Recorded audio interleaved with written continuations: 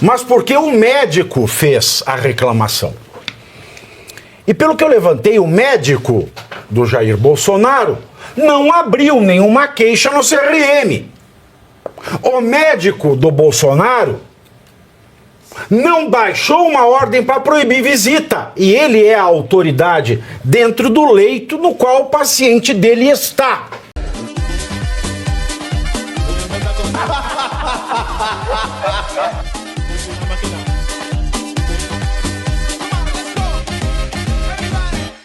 Professor Sono, é como eu sempre falo aqui, né, do fascismo acadêmico ao estilo salazarista.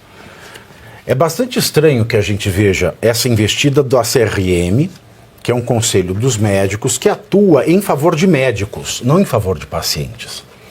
O Conselho Regional de Medicina, ele atua, por exemplo, se um hospital está desrespeitando o médico ou tentando adotar, forçando que os médicos adotem medidas que não são medidas ortodoxas para a prática da medicina, ela vai falar com o hospital.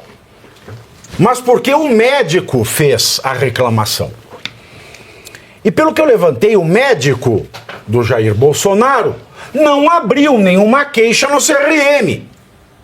O médico do Bolsonaro não baixou uma ordem para proibir visita. E ele é a autoridade dentro do leito no qual o paciente dele está.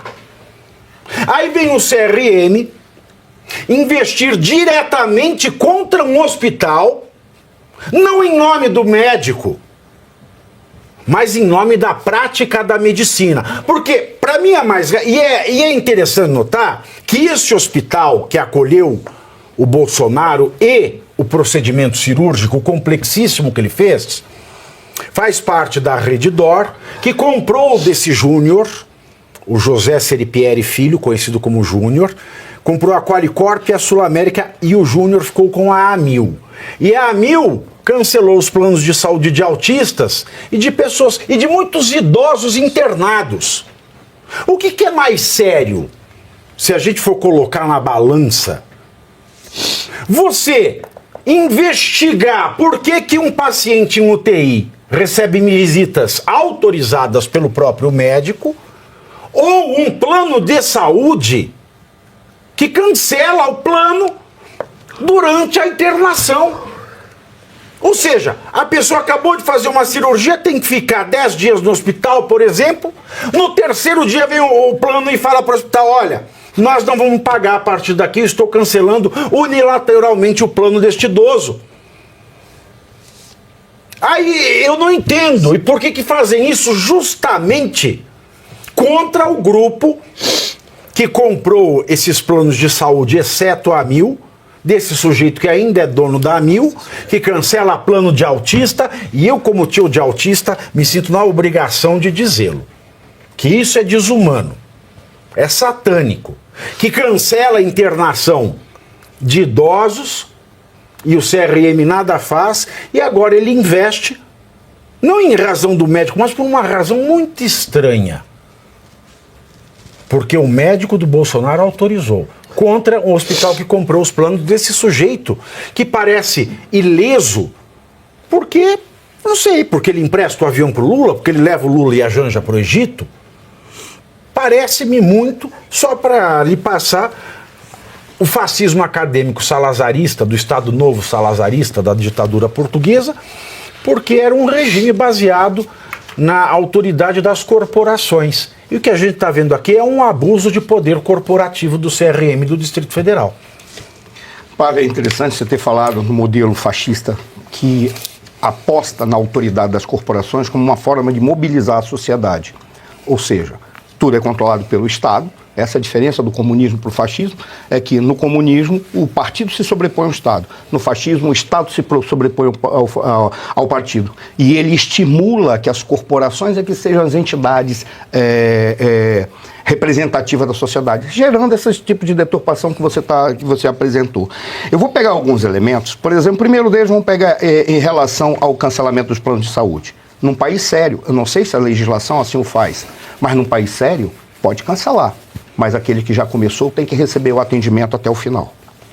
Por quê? É simplesmente uma mudança da regra do jogo. Mas nós não temos mais direito no Brasil, não temos mais Estado Democrático de Direito, não temos mais nada. No entanto, fica aquele grupo de poder se amparando, se apoiando naqueles que já têm um determinado poder para fazer uma divisão das áreas. Como é que fala daquele termo que dá quando você... O espólio. Divisão do espólio, tá? Mas alguns elementos que eu gostaria de trazer... e foi muito feliz o teu argumento, como você disse assim, você não fez a afirmação, mas você praticamente disse, nós somos levados a crer, com base em todos os elementos, de que existe uma alta probabilidade de que o CRM fez foi uma busca para fazer uma retaliação em relação ao hospital. Tem como afirmar? A probabilidade é alta, pelos elementos que aí estão apresentados. Ora, o CRM, como poucos, porque deve ter médicos no CRM, pelo menos acredito que devam ter, eles têm capacidade de identificar, afinal de contas, a diferença de estado emocional e o que significa o abalo emocional para uma pessoa receber um oficial de justiça. Mas não me parece que é essa preocupação quando ele fala da visita. O que eles estão querendo fazer? Com base a grande probabilidade que é uma retaliação ao hospital. O que eles querem fazer é, quem são as pessoas que estão visitando o Bolsonaro para auxiliá-lo diretamente em termos jurídicos, em termos políticos, em termos pessoais, porque é isso que eles querem pegar. Eles não estão nem preocupados com o oficial de justiça, porque se tivessem preocupados com o oficial de justiça, eles teriam notificado, inclusive, o erro do que foi cometido ali, porque quem deveria estar, afinal de contas, definindo se o Bolsonaro tem ou não condição é o seu próprio médico. Curiosamente, essa era a pauta e o ponto de defesa na pandemia que o Bolsonaro dizia. O que ele falava? A autoridade em relação ao paciente é do médico, não pode ser de um juiz. Eu trago a questão do juiz e trago a questão do que o CRM fez. Me assusta que o CRM esteja preocupado com isso, mas, por exemplo, ele não está preocupado com a auto-intitulação de autoridades do Supremo Tribunal Federal de que são médicos. Por qual razão? Porque concluíram que, pelo fato dele ter feito uma live, então ele está suficientemente saudável para receber uma intimação, como se fossem coisas semelhantes e como se ele tivesse a autoridade médica. Aí vai dizer, não, mas é dado ao STF que ele emita a última opinião ou o último posicionamento, mas ele deve emitir o último posicionamento após consultar os médicos para saber se aquilo que eles vão apresentar está de acordo com a autoridade concreta e não se auto-atribuindo um título de médico. Eu lembro que a Ana trouxe esse elemento numa das conversas que nós estávamos aqui. Eles se auto-atribuíram e o CRM não está nem aí para isso que está sendo apresentado. Para mim, o que mais nos entristece é que é mais uma forma de constrangimento e o CRM, como uma corporação, está se posicionando diante de autoridades para servir de braços para manipulação ou para execução de ordens daquele núcleo que é o núcleo que dirige o Brasil, que, como você muito bem qualificou, e depois que você falou isso, praticamente organizou na minha cabeça qual era, afinal de contas, o modelo, o regime político que nós estamos vivendo. É um fascismo acadêmico, com um grande problema que de academia parece que não tem quase nada. Existe apenas a prerrogativa que se estabeleceram de se auto-intitularem qualquer coisa, mesmo que não tenham capacidade nenhuma para entender o problema sobre os quais eles estão opinando.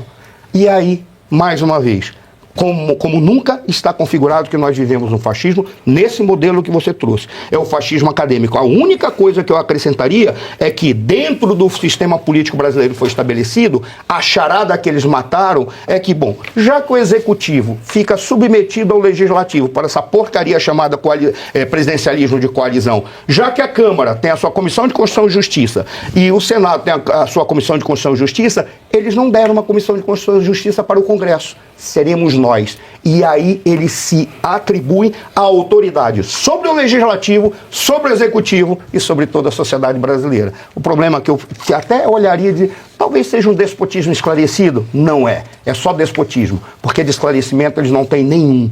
E eu gostaria muito que eles estudassem um pouco mais, ao invés de viajar tanto estar ministrando palestras, algumas delas sem o menor sentido, sem o menor cuidado conceitual.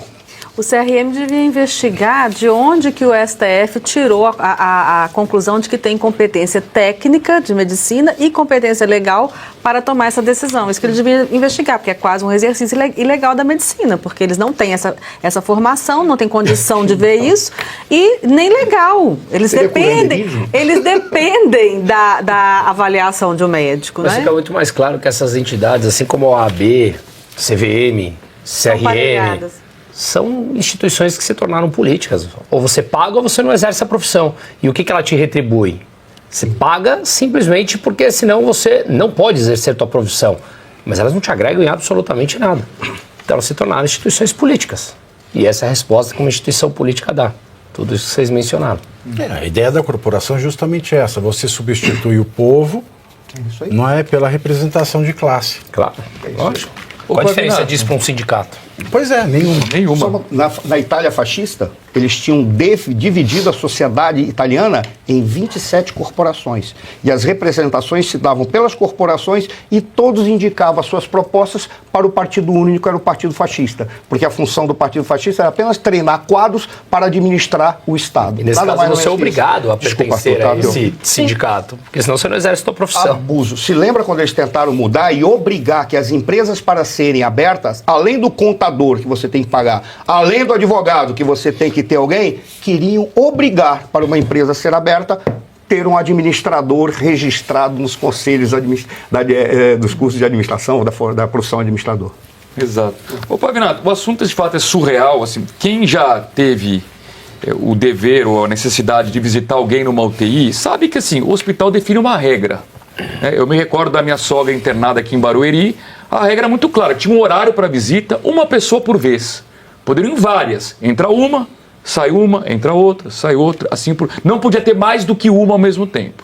A pergunta é, qual é a regra de visita no Hospital Star lá em Brasília? A regra tem que valer para todo mundo, para o Bolsonaro, para o Lula, para qualquer paciente. Talvez a única exceção do Brasil seja o professor Suana, que vive doente. Ele tem que ter uma regra Mas diferente. Quem define essa questão de visita num hospital particular é o médico. Claro, que estará alinhado com as regras do hospital. Então, ponto. Então, qual é a polêmica? Assim, o CRM não tem o que fazer?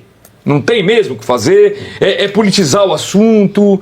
Eu acho assim, é surreal, Se está dentro da regra, ponto final, vai tratar de outro assunto. Exato, porque o CRM de São Paulo, por exemplo, não interveio, né? No caso do Lula, internado no Sírio-Libanês para fazer a trepanação, né? Que ele teve o coágulo intracraniano. E a gente nunca vê isso. Ah, mas ele não fez live lá. Não importa. Mas ele estava despachando. Exato. Ele estava despachando. Não sei nem se era ele mesmo que estava despachando. Um despacho de presidente? Ele fez algumas coisas. Não sei se foi dessa última vez, mas teve um período que ele estava... E você aí, já está preparado para ter todos os argumentos para dizer que Marx não foi um cara legal, para dizer que o comunismo não é um lugar para diversidade?